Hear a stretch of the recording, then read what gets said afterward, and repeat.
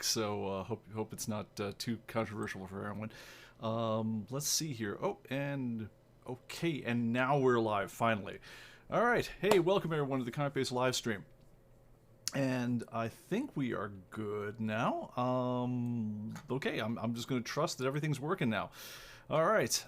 If you would, please post any comments you've got to the chat. Just if you would do the little @ComicBase TV thing, it makes things pop out quite a bit better for me. It's a lot easier there. And hail everyone. Hail Rob Weinberg, Jeff, Agent de Camp, Oro. Man, the whole gang is here. Zandu, nice to see everyone here. Jeff. Greg, everyone, this is so awesome. Hail. All right, let me get my show notes up here, and we can get this show on the road. My computer's decided it's gotten very ambiguous as to whether or not text files should be opened with, I don't know, Notepad anymore, so I'm coping with that. But hey, we all have our problems. Hope everyone's doing well. So today we're going to be talking about Halloweeny things. We're going to be answering your questions if you've got them, so please post them to the chat. I believe there's a little bit of industry news, maybe not. You guys heard about, Alec Baldwin is having issues. Anyway, I have no inside information on the thing. I love it whenever anything like this happens.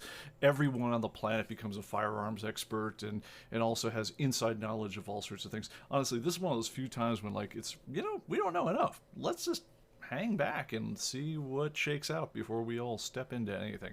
But anyway, yes, I did get a haircut. Yes, exactly. Yes, I'm a dude, so I cannot get used to the idea that, like, you say, hey, I need a haircut. I'm used to them saying, yeah, sit down, have a seat, and half an hour later you walk out of there. The part in this COVID-y world of ours where they say, yeah, come back in a month. It's like, what? I'm having a hard time coping, but I did eventually find someone to do the deed, and so and they have a thing out here, a thing called scissors and scotch, where if you throw some bucks on the table for them, not only they give you a pretty good haircut, I thought they did a nice job at least, but at the end of the whole day they pour you a Manhattan, so that's all right. All right, so let's see here. Let's get around to it. So first of all, industry news. Windows 11, it's supposedly out there. Does anyone out there in our audience actually have it installed who wasn't on the update program? I'm trying to get a sense of the penetration for this thing, and I don't really have a take on it. Another question that came up in chats and forum support and so forth is anyone currently running the final version of Parallels on an M1 Mac? And if so, how's ComicBase work on it? Because I do not have an M1 test system to try it on myself, so I'm curious what your experience is. I know that all this stuff was preliminary until quite recently, and I'm always loath to test things on preliminary software because you never know how it's going to work in the end. But yeah, let us know. Let's see here. Greg, I don't even know what you're talking about. I'll let me turn on the keying here on stuff, so when I point at comments, we can laugh at stuff. All right, so let's see here. Other things that are of note. ComicBase 2017 mobile support is end-of-lifing in just a couple of days. It ends life Sunday. So as you guys have probably heard a couple times now, and I've sent out a newsletter on it, we are turning off FTP access on our server, which means if you try to save things to the cloud, particularly backups and reports from ComicBase 2017 and earlier, starting on Sunday night, it's going to stop working. So please, if you're still using one of those old versions, please upgrade. Also, if you're using that to post to Atomic Avenue, I believe that's also an FTP push. So please turn that off. Please upgrade to a later version of ComicBase. If you're running ComicBase free, you can just download the latest version of ComicBase free and open up your database. If you're running one of those old versions of the regular program, please upgrade. You can do that under My Account and registrations, and get to something that's much more modern. I think you'll be happier. But in any case, the mobile stuff is going away, so by the time we talk next time, it will be dead. So if you have any questions, please contact support@comicbase.com. We're happy to help you out on anything you need to do as far as getting upgraded, but please do take care of that ASAP because it's going away. And I can't wait, because then I also get to not watch server logs with hundreds and hundreds of attempted really stupid automated attacks from script kiddies all across the world trying to hit our FTP server, because I'm just sick of watching them bang at our door and try to get in. So yeah, we're just getting rid of the door. So that's a thing. All right, so let's see what else we're doing here. Jeff says, Jet City Comics. Oh yes. So let's see here. Let me back it up here. Yes, the more Manhattans you have, the better the haircut looks. Yeah, always my approach towards any haircut. No 11. Where's that? Manhattan? Yeah. Jet City says I have it installed. I assume you're talking about Windows 11, or are you talking about the about Parallels on the Mac? Let me know. And yeah, a lot of people are getting Jeff Shultz. A lot of people are getting you're okay for Windows 11, but they're not exactly pushing it down the line with anyone. The other day, we have not released an official compatibility statement about Windows 11. We have absolutely no reason to believe that there will be a problem at all. But until we've got a final test bench in house, I can't put out an official statement. I'd love to. This is the first time I've ever waited any significant amount of time to get final release software on any Microsoft system. I'm really freaked out about this, and I'm half thinking we should just gratuitously upgrade it to a new computer in the office somewhere just to have a test system. Because if they don't start rolling this thing out for real in the next week or so, I think we may just do that. But let's see here. Greg says, but just good money. Son earlier, someone running 2017 earlier will post on the message boards asking why they can't get updates, etc. That's not even a bet. That's just the way of the world. I was helping out a customer yesterday, and it was a weird one because again, nice guy, but it was something where. He was downloading a picture file. The picture file was corrupted. It wasn't handling the fact that the picture file was corrupted very well. Now, if you guys are running the last year, if you've updated ComicBase in the last year in terms of the program, if it ever sees a corrupted picture file, it just nukes it and moves on. It doesn't even bother you with an error message on it. But I was like, wow, how did you even manage to get updates to get that problem in the last year? And somehow he'd found a way to weasel around it of downloading updates while ignoring every message the program was giving him saying you really need to upgrade the program.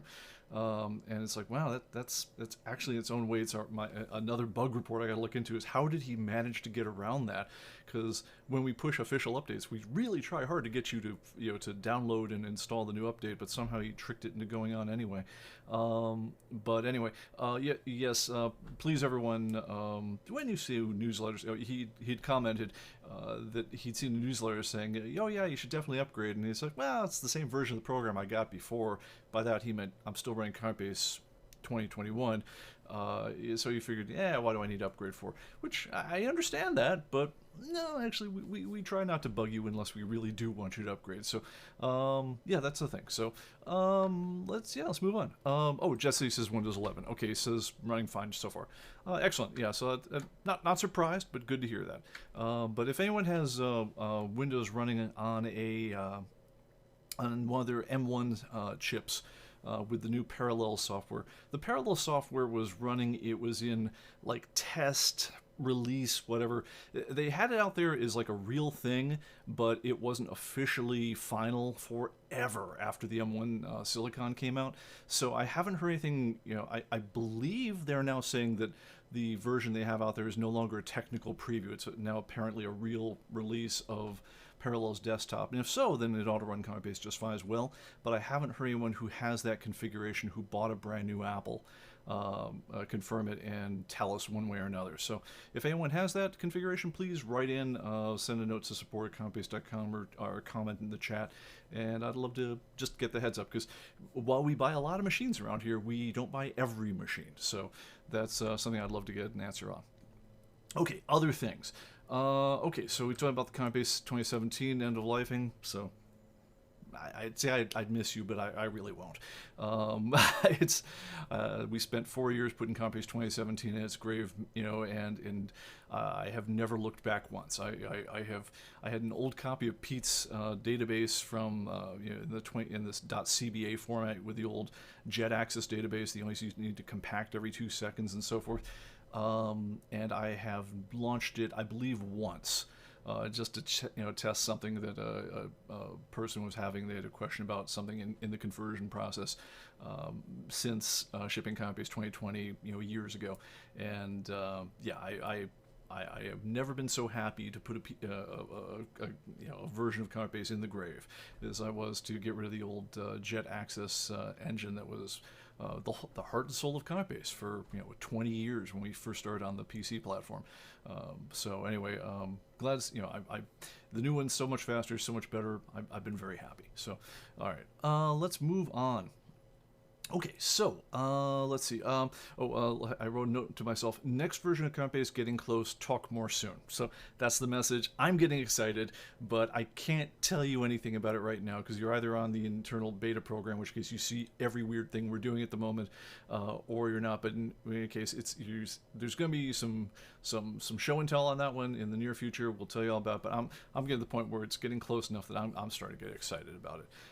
When we do new releases of the software for a long periods of time, it's usually you're toiling down in the in the belly of the beast, with doing really sexy things like recreating field indexes and rebalancing loads on database servers and things like that.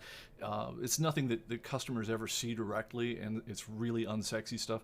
We're now getting to the point where we're putting the finishing touches on some stuff that is user facing, and it's like, oh, this is cool, to the point where once again it's like my gauge for whether a new version of ComicBase is good or not is when I go back and I use the old one, do I feel a little let down? And yeah, I'm getting there now with the new version. So I look forward to showing it to you guys very shortly. All right, let's see. Yeah, 2017 is the redheaded stepchild. It's redheaded stepchild, crazy uncle we keep in the attic. Don't know, but it was like, look, it was the old stuff we worked on that it got us through a lot of years, but at the same time it's I guess it's like that that first car you had where you modded it and kitted it out and put the turbo chargers in it and everything else, but at the end of the day it's like when you got a chance to like fit out a proper Mustang or something like that and work on that one instead, I'd much rather be driving the Mustang than my turbocharged Pinto. So yeah, anyway, that's the car metaphor. All right, let's move on. Okay, let me pull up my graphics package here so I can actually point to things, and let's talk about some Halloween stuff. All right, so Halloween, one of my favorite holidays for darn sure. As a kid, it was absolutely my favorite holiday, and not just because there were people on the street who just gave you random candy for no reason other than you rang their doorbell. But anyway, Halloween, I love the spooky stuff. I love dressing up in costumes and masks, stuff like that. I love getting out my Tales of the Crypt guy and whatever else. And if you could see around my office right now, you'd see that I've got a zombie staring out my window. There's spiders and stuff hanging from my ceiling, and ghosts all over the house and everything. So yeah, we really do up the house and really enjoy this part of the season. And so anyway, I just want to talk about some of my favorite Halloween stuff. If you guys have some of your favorite stuff, please throw it in the chat. The more the merrier. First of all, I wanted to come up with, I found this one very interesting, and let me dig up the original graphic on this one, because otherwise I'm going to have a devil of a time reading it. But let's go and drag this over to the graphics. These are the most popular Halloween costumes for different areas of the country, and it's I hope you guys can read this one, but I think this is just awesome. Princesses and witches, obviously very big, but I'm surprised how regional it all is. When you get through the Near East and things like that, witches suddenly are like the coolest costume. Other places it's princesses and whatnot. Dinosaur makes a couple of appearances in weird places, just like single states are like, nope, we have dinosaurs here up in Minnesota or Delaware or whatever else. And then of course on the West Coast, Squid Game. Squid Game, obviously, if you guys have not seen that yet on Netflix, please do. It's just a terrific show. I can't recommend it highly enough. It's one of the best things I've seen on TV in a couple of years. I mean, it's not Breaking Bad, it's not The Sopranos, but it's damned entertaining. Brutal. It's not for everyone. If I would say if you liked Battle Royale, if you've ever seen Battle Royale, the Japanese film, then you kind of know the basic idea of what you're getting into. It is bloody as heck, but it's really interesting, beautifully acted, and so forth. But the costumes, because basically the guards are like fencing masks with different video game symbols on them. The circle, the triangle, the square, indicating rank, is like the simplest costume ever. So I'm expecting to see a number of kids with that on this year. But anyway, I thought that was cool. All right, so other things they're kind of. Oh, and by the way, let me do a quick check on chats. So let's see here. Let's see. All right, so I think that's Ed is asking. Let me go back to the main cam. I believe it's Ed asking.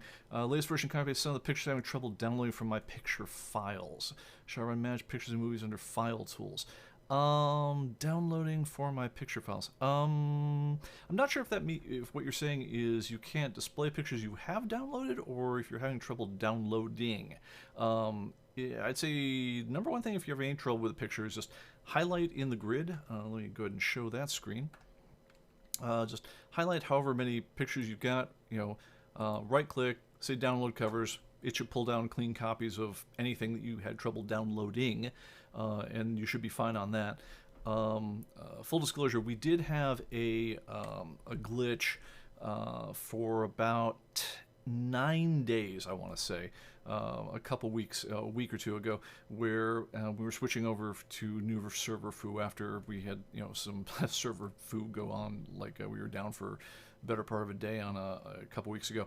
We were switching over some disk configuration. A path didn't get built in right, and so it wasn't writing the download list properly. It's fixed now, but if you re-download the update, it should pull down all your pictures again if you ever missed any. But if you ever need to manually download pictures, just highlight from by clicking the far left here, right click, say download covers, and that'd be where I'd go from that. Typically, you shouldn't need to do a manage pictures and movies and do a full install unless I don't know, unless something is really weird with your whole disk. But no, I shouldn't think that'd be. It certainly would be the first thing I'd try. If there's more involved in that, please get in touch with us, after the show, and we can, go into the details on that with you later on. Greg asks, will Burning Man ignite in 2021 or 2022? I don't think I'm giving away the game too much if I say 2021. It's getting real soon. Let's see here. Richard says, wanted to ask about posting pics. Let me get the key up so we can see your comment here. People on the East Coast have an advantage over people on the West Coast due to books being in their hands sooner. Is there any way to arrange a fairness to posting pics? Gosh, I do not know. Basically, what we do when we are taking corrections is, these days, as we're getting ready for a new version of ComicBase, I won't kid you, we're working around the clock. I know I've been putting in 16-hour days for weeks now, 7 days a week. But for other folk, most other times, it's the editors are only working a certain period of the day, and depending on what their load is on other things, I'm not sure. I don't know that they're grabbing your picks in real time, because a lot of times as they're going down the list of submissions, and we do get hundreds, if not thousands, of submissions per day. Sometimes they group them by titles. Sometimes they group them by user. Actually, grouping by users is, I think, the most common way for people to do it, because there will be users who submit massive runs of certain types of things, and when you are viewing the corrections list by user, you kind of get a sense. Because a lot of what we decide when we're deciding whether to take corrections is we're really judging anything ambiguous. We immediately go with, well, who's telling us that? We look at who's submitting it, and then we have kind of a confidence score based on your previous track record. Like I said, if Mark Waid tells us anything about a DC comic, even if I indexed it myself, I'm going to assume I got it wrong. Same thing goes if Maggie Thompson tells me anything about Dell Comics. I'm going to just assume even if I'm the one who did the original entry, that she's right and I'm wrong, because I have that much confidence in them. Other people are really good at some things, not good at other things. Some people are great at storylines. Some people are great at pictures. Some people are great at creators and so forth. And some people have kind of weaknesses. It's sort of like the spelling's not always there. They'll have quirky formatting on things, and a lot of times we'll try to talk to you and say, well, have you considered doing it this way? It's a lot easier for us to work with. But yeah, I mean, how we've been getting along and what we think of the quality of your work, it does play a role in the thing. So a lot of times we'll organize our correction processing in order of the user's name, because then we don't have to keep on going back and forth when we see ambiguous data and saying, well, how do we feel, because it'll be the same guy that the last correction was from. So that's time independent. So I suspect there's enough randomness in the submission process that's going to be a thing. Now, one thing you guys might know is when you have a picture that comes in, whoever gets us the biggest picture first is going to win. What'll happen is when you submit a correction, and if you have a picture tied to your entry, and we will say, if your picture is bigger than the one we've got, it'll say, hey, we notice you got a bigger picture than one we have. Could we have it? And if you say yes, it submits your picture up to us. Now, that's only up to a certain size. It's up to full size. I think after some number like 5,500 pixels on a dimension or something, it says, look, this person's just being nutty. So please don't start scanning all your pictures at 600 dpi just so you have the biggest file size, because what we do, we actually ignore those files. But if you're scanning at 300 dpi and you send it in, if your picture is a bigger picture than the one we have, then you'll be asked to submit it, and if so, you'll get the point. And whoever does that first gets it. Sometimes that's tied to physical comics, sometimes tied to preview images. I don't know a way to make that fair, because there's no editor involvement to the whole thing. It's just it's just the system is just, when you submit, it's just saying, is there a picture in our directory or not? And so it's gonna be a little random. So it's all I could suggest right now. But if you've got any ideas, please let me know. All right, let's see here. Okay. Okay, can't talk about Halloween history because I don't want to incriminate myself. All right, let's see here. Okay, so wow, why is New York blank? That's a great question. I don't know the answer on that question. I'll have to look at the graphic again. All right, so let's move on. All right, so let's see. Xanadu asks, what's been decided on newsstand versus variants? Rob Mini's second party going to post both covers since they're different in newsstand.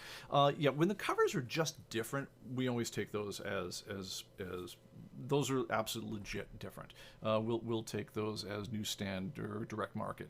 The only thing that's up in the air right now is how to deal with things that differ only by distribution channel and distribution channel markings, which, in other words, if it went direct market or newsstand, to have a barcode or not, or for that matter, if it did have a little Curtis distribution symbol in the upper left-hand corner, maybe that's the next, new frontier in micro grading comic books. I don't tell the certain, the certain comic guy out in Colorado about that, because if he hasn't thought about it already, that'll be his next thing that he claims is super rare, which only he has. Yeah. So anyway, but if the covers are legitimately different, if they're on different paper stock, if they're different illustration on the cover, we absolutely treat that as a variant. All right, so let's see if you get, yes, Jeff says, I hear the top 10 point earners get a Maserati from Pete. Not true. That is a false rumor, but anyone in the top 20 absolutely drinks around me in San Diego. Literally tap me on the shoulder, say, you owe me a beer, and I'll be like, let's get a beer. And I'll probably keep buying you beers as long as you feel like drinking them. So anyway, that's a real thing. We've also been known occasionally to send out champagne glasses to people in the top 10. But that's rare. It's back when we had access to a laser etcher, and we want to do something nice for the folks. But anyway, that's the thing. Okay, let's move on. Let's talk about Halloween stuff. So so Halloween, like I say, one of my favoriteest holidays ever. And and so let's talk about the things that are in the comic world that are Halloweeny, that are kind of cool.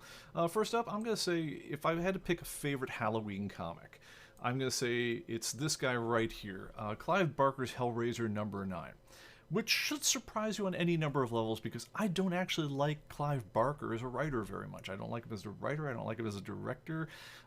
He's, I met him once. He's an interesting guy, but he's not. It's just not my style. I don't go a lot into body horror and things like that. So I've never been a big fan of his movies. So why would I say my favorite Halloween comic is something called Hellraiser when I really didn't care for the movies?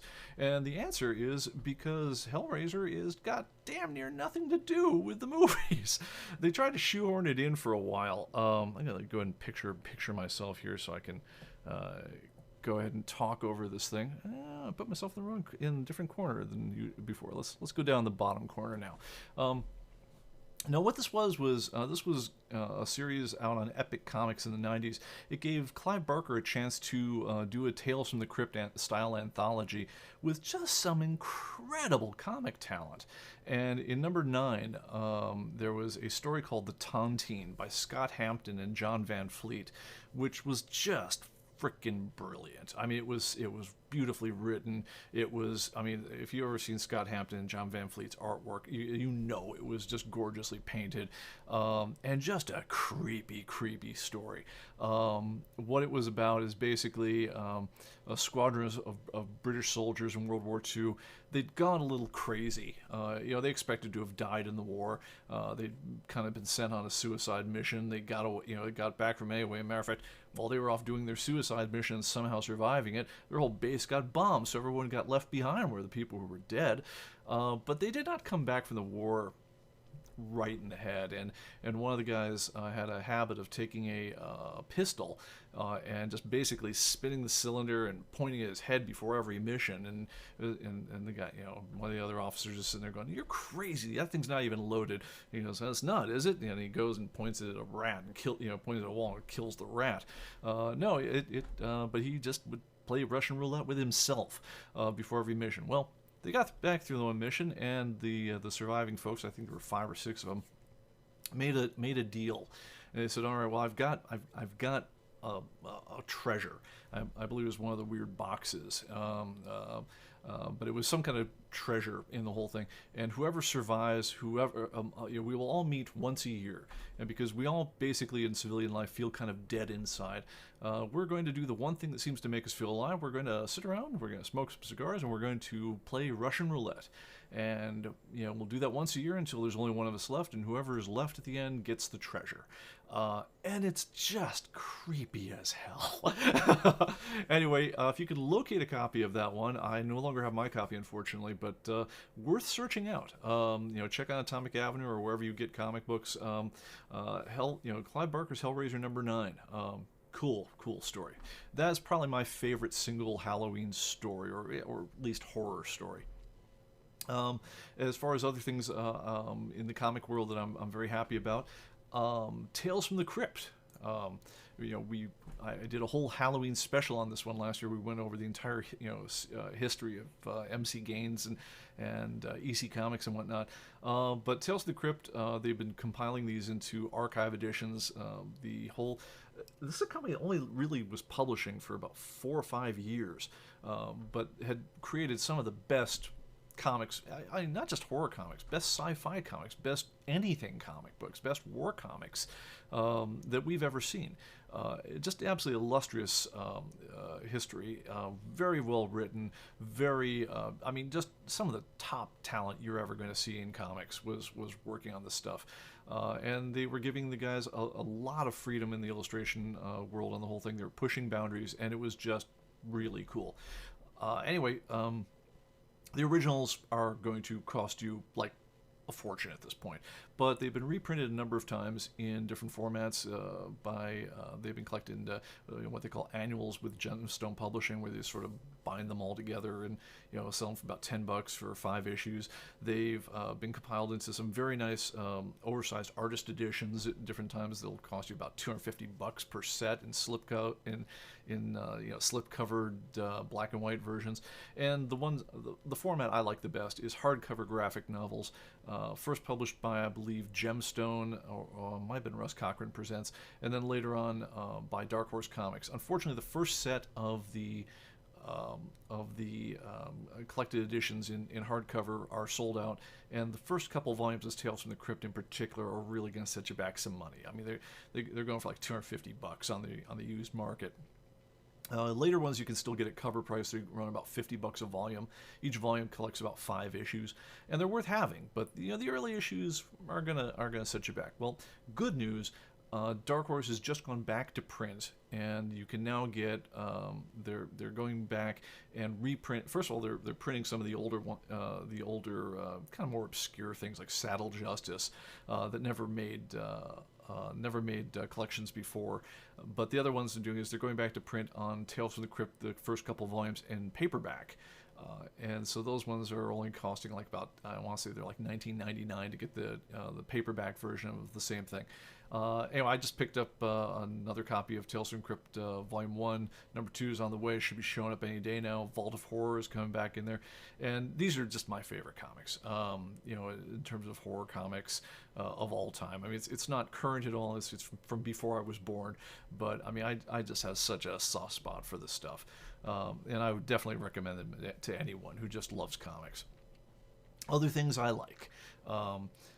First of all, let me just do a quick scan of the chat, because one thing I've found the hard way is that if I don't check the chat about every 2 seconds, I will find out that my mic cut off on me and no one's been able to hear me, and I've been doing pantomime. So, all right, let's see here. Age of Camp says TV grain company starting to differentiate between newsstand direct. Yeah, I get it. We'll see. Yeah, we've hit this topic before. I mean, we're taking a very cautious, go slow approach on this one. But if it becomes absolutely the standard, and you'll absolutely know it's the standard when like Overstreet tips over and says, yeah, okay, we're gonna start, treating all these 1980s comics as if they were completely different variants. At that point, yeah, we'll undoubtedly follow as well. But I guess I admit I'm in no rush to complicate the universe by treating fairly common comics as if they weren't, and just insta-issuing 10,000-20,000 new variants into the universe while simultaneously making everyone's inventories wrong. This does not strike me as a good customer service move. So until our customers are absolutely demanding it, I'm probably not going to be at the front of this parade. All right, so let's see here. Age of the Camp says, I like the old Twisted Tales from PC Pacific Comics. Those were great. Bruce Jones did some terrific stuff on those, and they also can be gotten very, very cheaply. They did both, and they were new takes. I want to say Bernie Wrightson also did some great stuff for that series. You know him from Swamp Thing and other great horror ones. But yeah, those were great. Great painted covers, and I want to see you can get them for a couple of bucks each. So worth doing. All right, so let's see here. All right, I think we got it for now. Okay, favorite dish for this. Okay, this is very, very complicated in the chat. I'm gonna move on. All right, so other things that are neat. Let's go back to the graphics here. All right, so if you guys are still of an age to do things like this, I would strongly recommend you revisit your childhood a little bit and have a look at the old Aurora models. If you guys remember these ones, this in a summary is my childhood. Making model kits. They had licensed all the Universal monsters. They did other ones like Godzilla, King Kong. They did some Forgotten Prisoner, like it was basically a skeleton hanging on the wall. They did basically, if you like all things ghouly and gorish, I remember there was one. It was basically a working guillotine where if you chop the model on the whole thing, the guy's head would drop into a bucket. I had that one. I made that one as an adult of all things, and that was sitting up on my shelf for a number of years. On my display wall in my living room for a number of years. Great stuff. And they've just done some really new ones as well, which I don't remember these ever existing back in the 70s and 80s, but they exist now. They've done just a fantastic looking Mars Attacks one, as well as some really modern ones that actually look very similar to the oh gosh, what do you call it? It's almost similar to like 2000s horror comics and kind of like bad girl comics. They're doing model kits like that now. So the original molds of the original Aurora models, if you try to get an original Aurora model that hasn't been built yet, it's going to set you back a couple $100. Luckily, a number of companies have gotten the molds from the original company over the years and redone them, their own versions of them. One called Polar Lights, most recently one called Mebius. And Mebius, you can get all these kits for like $30, and you will spend some time putting them together. But this is cool stuff. One thing I'll admit I'm a little intimidated by, even though I've got a lot more skill now than I did as like a 12-year-old, is the standard of painting and finishing that goes with model making today is so unbelievably high. We have gotten so spoiled with the level of art we're seeing out of action figures and things like that. Like if you look at what Todd McFarlane does with sculpting and painting, then you compare it to like your own work with a paintbrush, a kid's hand, unsteady hand and a paintbrush. Usually your stuff winds up looking like garbage. But even the folks who are just damn near professional on the whole thing, you're sitting there going, man, that is amazing. I do not know that I could match the standard that's out there right now. So that's the only thing that's keeping you from jumping, headlong into this stuff. All right, other things I like that are kind of cool. So Tales from the Crypt, I've been going on and on about. They have done Tales from the Crypt and Vault of Horror. They've done them a number of times over the years, but I think my favorite rendition of these ones is 1972. They did Tales from the Crypt movie. This is the movie poster for it right here. Just a fantastic cast. It's the original stories. You can actually go to the comics and read the same story. There was one called Blind Alley, which was in the film, which is about a home for the blind.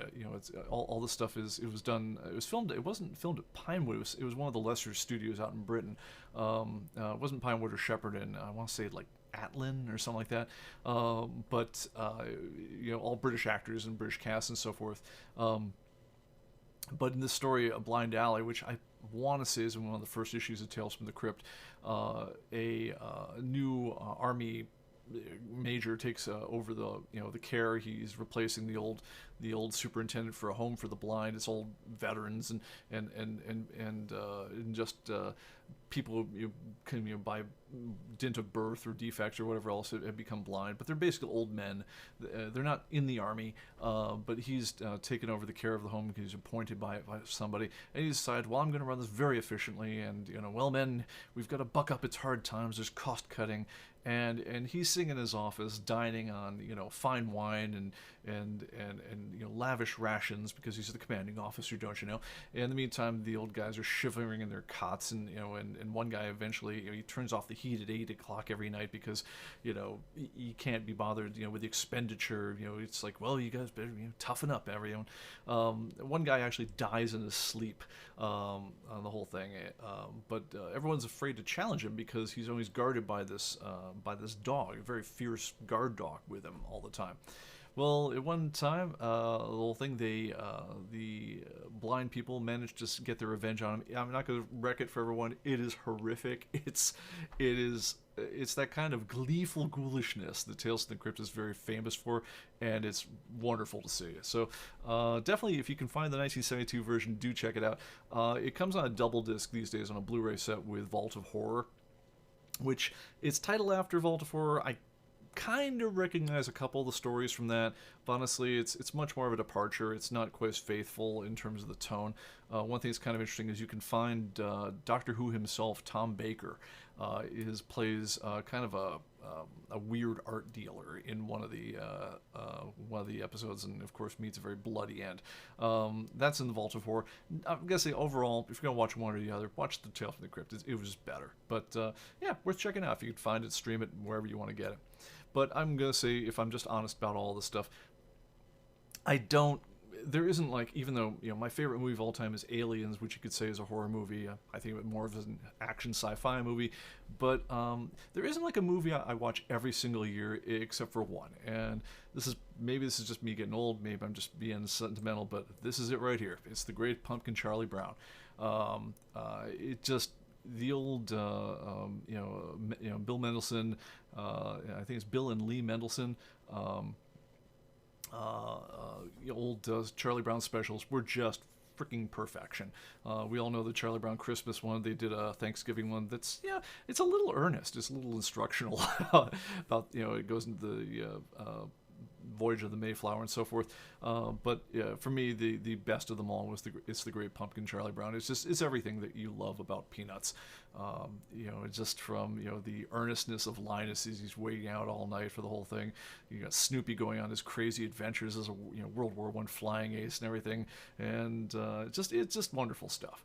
And just the watercolor backgrounds on everything. The score, the jazz score by Vince Guaraldi and everything, terrific stuff. You can get them. For a long time, you couldn't find these anywhere reasonable. Well, actually, the only ones you could find were the holiday specials. But they've slowly been getting the rest of the Peanuts movies from the 60s and 70s have slowly been finding their way out to DVD and digital format. But it's still hard to find them in very high quality format, and a lot of them are just really rotten transfers and so forth. But the holiday specials have been treated pretty well by film archivists over time, and have been remastered for. You can actually get you can get them in 4K now. All three of the specials, I want to say, for like $30. So if you have kids at all, or if you just remember being a kid during the 60s and 70s, you could do a lot worse. Purists have a slight problem with the fact that the soundtrack's been remastered for surround sound for modern stereos. It sounds a little echoey was one of the comments I read on it. I have no problem with it whatsoever, but I guess you could, knock out one of your speakers if you prefer the old monophonic one that came off your TV back in the 70s. But anyway, fantastic stuff. And yeah, that's the one I watch every year with the kids, I gotta admit. So that's mine. And let's see, any other ones here. Let's see what else we got going on there. Age of Camp says, you missed my question, how many CB users are there out there? Honestly, we don't give out marketing information to that to that level of detail. The one answer we ever say is, we have thousands and thousands. We've been at this for a while. But no, we don't give out market numbers, I'm afraid. Let's see here. Greg says, I didn't have the Universal Monsters, but I did have all the prehistoric scenes. Oh, those were cool too.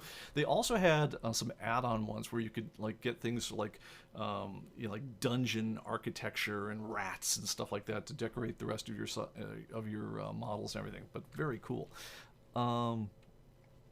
Yes, Oral says, if the alien's brain is so big, why does it need a 20th century helmet? Because that's what the character design looked like on those models. What are you going to do? And Agent of Camp says, I got a rock. Yeah, you guys might remember, I want to say it was about 10 years ago, we actually did a rare thing for us. We did a Halloween-themed giveaway. It wasn't really a giveaway. It was more like a contest. So if you went to our website, I don't know, I can't remember if there was a trivia question involved or where else, but once a day you could enter into a contest. It would roll the spinner, and it would give you a random prize. It was anything between like a 20% off discount on something, or $50 off an archive, or I remember two of the prizes were a shiny nickel, where we actually would mail you a shiny nickel, and a rock. But it was basically trick-or-treating with ComicBase, and we had an artist we had on staff at the time who really loved doing the watercolor gouache backgrounds. We actually had her animate the end of the whole thing. We recorded voiceovers of the whole staff doing trick-or-treat in the office and whatnot. But that was good fun. We should do something like that in the future. All right, let's see here. Grace says, all the specials released on DVD chronologically several years ago. Yeah, I saw that. They did these Peanuts in the 60s and Peanuts in the 70s. They're a little hard to find now. I saw that they were upcharged quite a bit on eBay, but I gotta admit, I'm a Blu-ray baby at this point. I'm like, I really would hope that they'd go back to the original film and remaster them for modern HD TVs, because otherwise you just are left with like that upscaling that they do digitally on the whole thing, which is like, it's okay, but I just we're years later now. It's like, it's what, was it 50, 60 years after they were originally aired almost at this point. And it's like, dang it, I'd like to see that razor sharp UHD goodness to, if only the credits. But whenever you can give that to me, I always like seeing that. So DVD feels like a little bit of a throwback at this point, because DVD, the native resolution is only 480p, and what's the point of having a 4K TV if you're not going to show it off in some way? All right, Oro says there are many comic types issues. Are only a few supported, and which ones, please? Maybe delete the unsupported ones. Yes, Old Testament, New Testament, so forth. Yeah, let's go and talk about that a little bit. So we probably hit this in the past before, but it's worth going into. So when you go to setup and you go to comic types or item types at this point, because there's different types for magazines and different types for books. But if you go to item types, when we started doing ComicBase in 1992, which means that next year is our 30th anniversary, if you can believe that we've been doing it this long, there were about 20 abbreviations we needed to do to represent the entire known world of comic books. So, you start out with things like, is it the special edition? Is it the collector's set? Is it the king-sized edition? And then later on, you add in some other strange ones. Is it the 3D special? That one's pretty easy to understand. But then you get into some stranger ones. Like at one point, we discovered that they'd done with like I want to say it was somewhere I want to say it was DC had done AIM toothpaste giveaways. Well, okay, I guess they get their own special because it's it's still kind of in line with the one series of Nova or whatever else there's existing, or I forget what title it was from, but or Spider-Man or Amazing Spider-Man. But I guess it's the AIM toothpaste giveaway of issue number 1 or something. Annuals, that made sense. Ash cans made sense. Books, sure. Christmas specials, okay. And then later on there became holiday specials, which were a little bit more non-denominational, non-specific. And then high school specials, that was, for manga, things like Ninja, high school, things like that.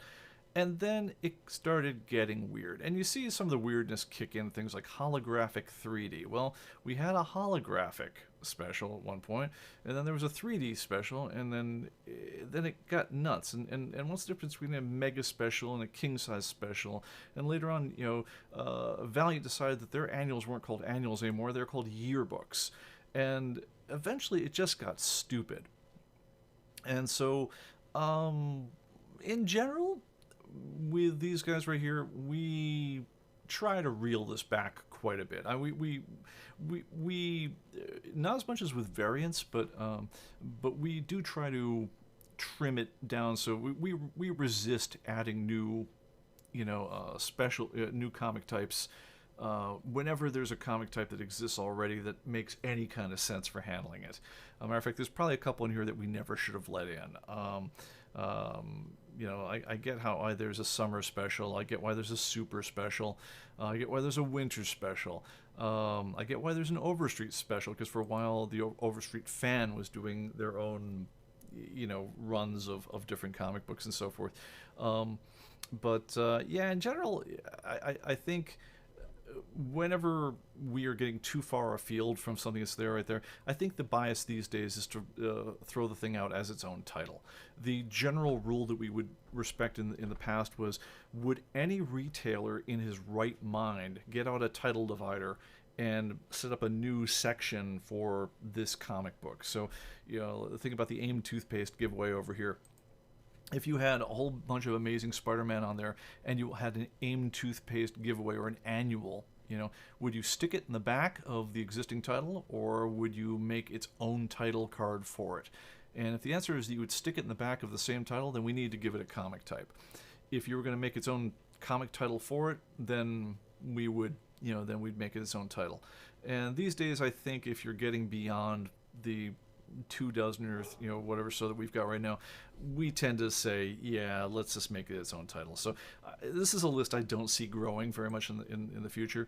Variants, on the other hand, are one that I see them growing indefinitely, but there we've decided that after about the 26th one, we're just going to number them and just call it a day and just make them kind of generified.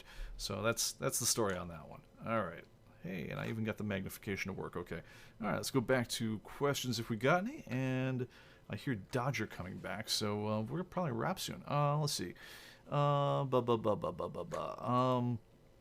Ed asks, hey, with cons having reopened across North America, any plans for ComicBase to have a booth anywhere in the USA or Canada?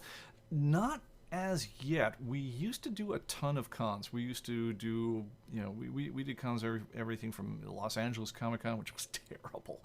Don't do that show. I mean, it might have been interesting to somebody on some level. I attended a good panel there, but wow, what a bad show to sell at. But we've done anything from that. We used to do WonderCon because we were from the Bay Area of California, and that was our local show. We knew we'd hit the big time when we first exhibited at WonderCon, as opposed to the little ones at hotel rooms, that were in the San Jose area. It was like going from like regional to state. It was like going from local to state. When you went to WonderCon, and then later on, then that became we then started exhibiting at San Diego Comic-Con, where we exhibited there, I want to say, for about 20 years. And that was the con that over everything else we would hang on to for, rain or shine, we never missed one. That ended about a year or two before COVID. We finally decided to give up our booth. The reason is because we just felt the industry had changed so much. The internet had come along. High-speed internet had become a thing for basically everyone. And what we really do at Comic-Cons is we do long-form demos of comic software. And the comic shows that we were exhibiting at, even the really good ones, like Chicago Comic-Con or San Diego Comic-Con, what was happening really is they were becoming, the really big shows were first of all, they're getting very expensive to attend, so if you're anyone, so one of the ways you'd make back or make it worth your time is you'd really worry about getting as many exclusives and giveaways and things like that as you could get. And so you guys have ever exhibited at a show or been at one of these shows, you'll see the second they open the doors, there's this furious activities. People like run up and down the aisles as fast as they can possibly hustle, in scanning to see what's everyone got, what's everyone giving away, what are the specials and promos, and they're trying to clock out where can they best spend their time to get these limited edition things. Well, one thing about ComicBase, we're not limited. You can buy us anytime you want, day or night. It's like if somebody in Sweden at 3 a.m. wants to buy a ComicBase, you can just get on the internet and buy it. Now, what we're there to do is to talk to folks and show us, someone who never seen the program before or had questions about, do what we're doing right here, and basically try to answer questions and interact with folks. And, as things shifted more and more towards, the people who were there for comics were there to get limited edition items and to do kind of very collector-y things there. And again, I'm not faulting you. I mean, there are real time and money constraints on your time thing, but we became a less good fit for that kind of area. Where you'd kind of catch us on the second pass. We're like, okay, now that I'm done running my head off, now we can come talk to you guys and say, hey, I had this question, how do I do blah, blah, blah, or tell me more about your software.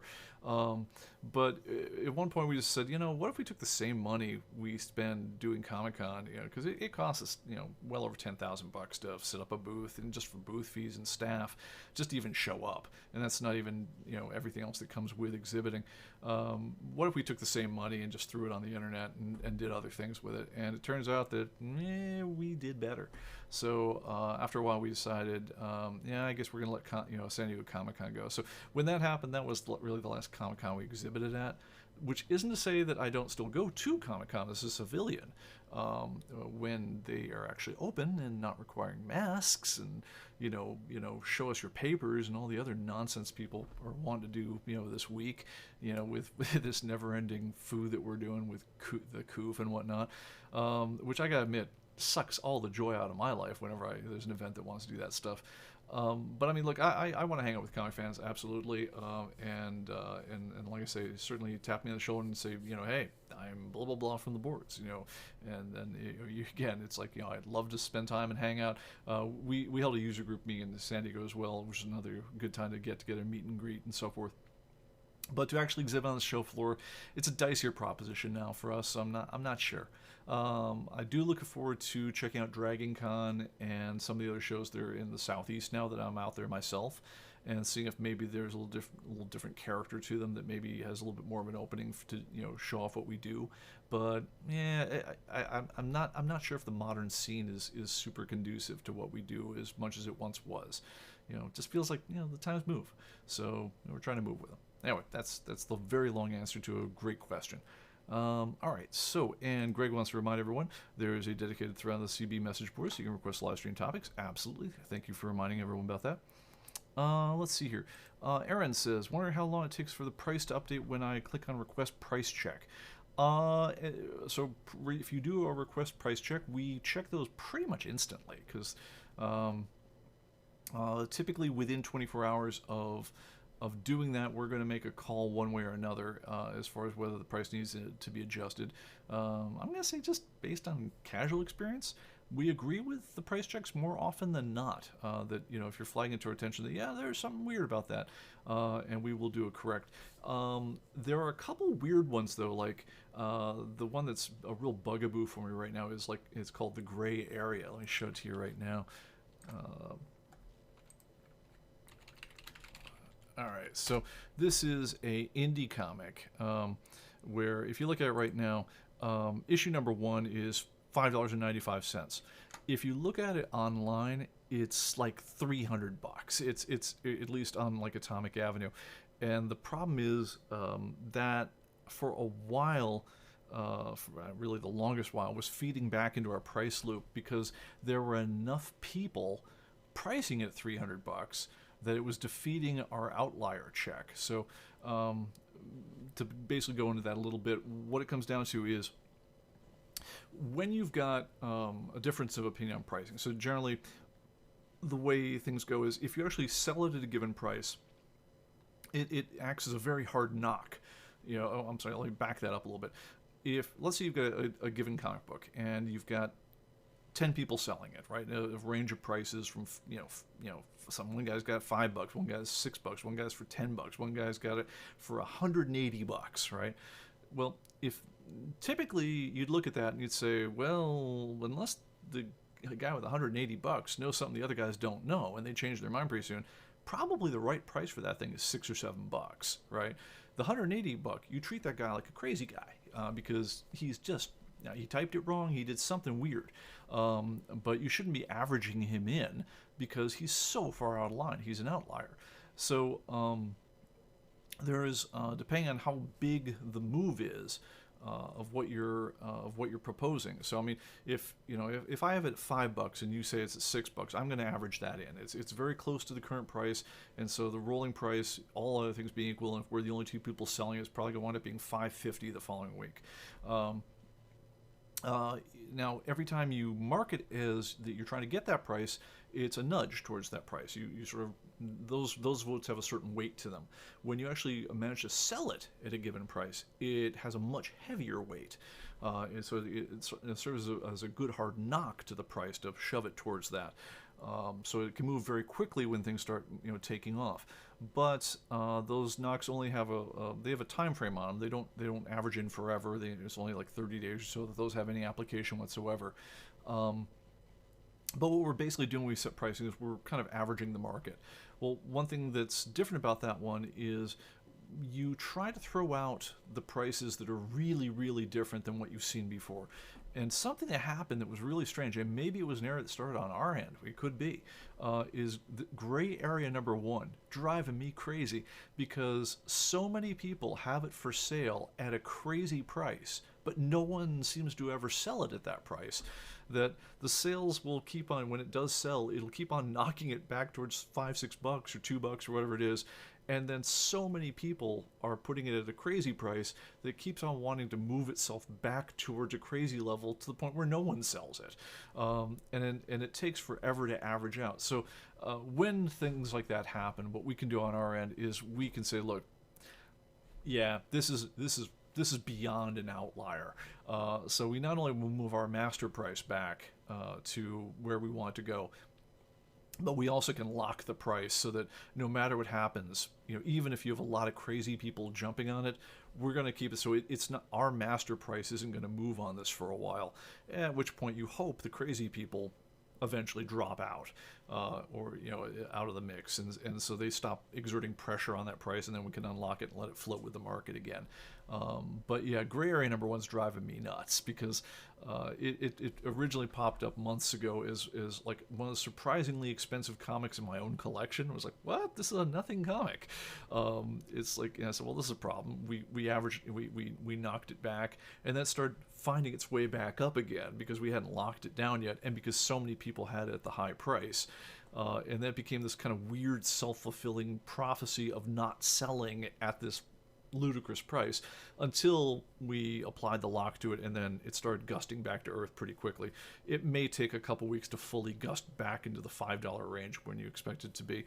I believe it dropped a couple $100 last week, but just due to the way the averaging works out, and the correcting mechanism, it might take a little while to snap back in the official update to where it ought to be. But that's the detail on that one.